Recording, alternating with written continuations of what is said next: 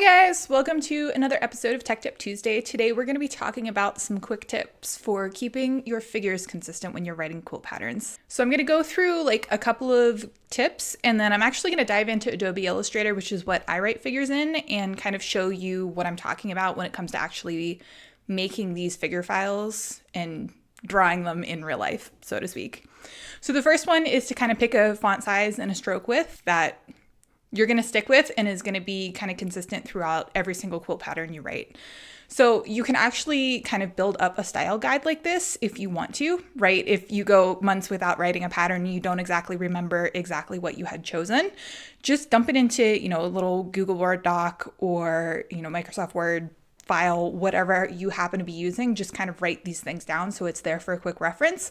Or you can do what I do, which is just kind of basically start every single pattern by copy and pasting a previous one and then starting to modify it. So those kind of settings that you've picked are already embedded in the file. So font size is obviously what you're going to use for all of your text, numbers, all of that good stuff. Stroke width is the thickness of the outline that is going to go around your pieces. For me, I always put an outline, and the reason for that is because if you have like light colored fabrics in your quilt pattern, rather than trying to do like mental backflips of recoloring those in like a light tint of gray or something like that, so if it gets printed black and white, you can see the difference between the page. Just put an outline around it. It doesn't matter if it's white or not at that point because you're always going to be able to see where that piece ends and the next one begins. Does that make sense? I know it's some people's style to kind of leave those outlines off. It's just the way that they like their quilt pattern to look. And if that's you, it's really okay. But my preference is to always use an outline so that I don't have to worry about it. Number 2 is to draw figures complete. What I mean by that is you're going to include all of the text that's going to go along with that figure in the actual vector graphics program or whatever you happen to be drawing in, rather than adding it after the fact in what you happen to be writing up your quilt pattern in. So if that's, a publishing software or Microsoft Word or whatever you happen to be using, you want that figure file, that image file that you're going to embed, to have everything that goes along with it embedded in there rather than just kind of adding it after the fact. It makes it much easier to keep all of those figures looking consistent. And then what I do is I'll basically get everything drawn up in my graphics program. Again, for me, that's Adobe Illustrator, but you might be using any of the many graphics programs that are out there. Once I get it all drawn up, I'm actually going to take that whole figure, all of the features of it, and export it as a standalone image file. For me, that's a PDF file. Yes, you can have PDF images. The reason I like PDF files for my images is because that is a vector-based image format that is environment independent. So let me define kind of 2 terms that I used in there. Vector graphics images are ones that are basically size independent. So I can make them as big as I want and they're not going to get pixelated on me, versus like a pixel based image format, a JPEG, a PNG, things like that. Those are all going to be pixel based. So there is a finite number of pixels and resolution in your image, and the bigger you make it, the more you're going to see that granularity. If you use a vector based image format, you don't have to worry about any of that. The primary 2 that we will deal with are PDF image files and SVG image files. The reason I don't like SVGs personally is because the text in those images will actually take on whatever is the text default in the environment you're opening it in. So if you're opening it in Windows, it's going to look slightly different than it looks on a Mac. Not a huge fan of that, right? I want it to look exactly the same way no matter what. A PDF graphic file will let me do exactly that. So I export all of my graphics as PDF image files. They're complete, they have all the text on them, and then I just drop those into my publishing software. For me, that's Adobe InDesign, and I can just continue on. If I have to reshuffle the layout on the page, nothing is going to change about those images. They're all going to look exactly the same. The last tip I have for you is to keep all the figures a similar real size. What I mean by that is when we're drawing them in a graphics program, there is actually a size associated with those things, and I'll show you how to check that in a minute.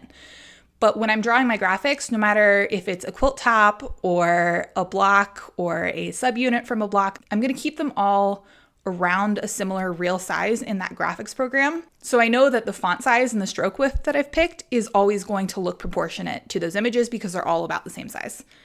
That might not make a lot of sense here, but let's dive into Illustrator and I'll show you exactly what I mean. So this is what one of my figure files looks like in Adobe Illustrator.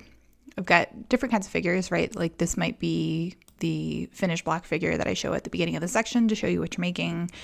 This is obviously an assembly figure. I've got another figure down here showing how to make strip units. But if I kind of click into each of these things, you'll see that the stroke width is always 1. That's my standard, right? Stroke with this one. What you'll also see is that they're all relatively the same size. So if I highlight this whole thing, we can come up here and look. It's about 3 inches in real size. And that one's exactly the same size, right? About 3 inches tall. It's wider because it's got multiple panels, right? But they're all about 3 inches tall.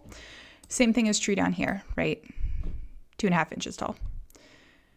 What you don't have is one that's like 3 inches tall and then another one that's like 20 inches tall or half an inch tall, right? They're all relatively the same size, and that helps keep everything proportionate. Likewise, all of my text in here, you can see I use a 16-point font for all of my dimensions and main text, right? This one's 16 point up there. I have some conventions, like I like to have my piece titles bolded, which you'll see here and here, versus the dimensions are not bolded. And then I've got some minor text down here, which I keep at 14 point, just to kind of keep the font hierarchy separated a little bit there. And so what I'll do anytime I'm starting a new pattern is basically just open up a figure file from a previous pattern that has similar pieces to what I need for this new pattern.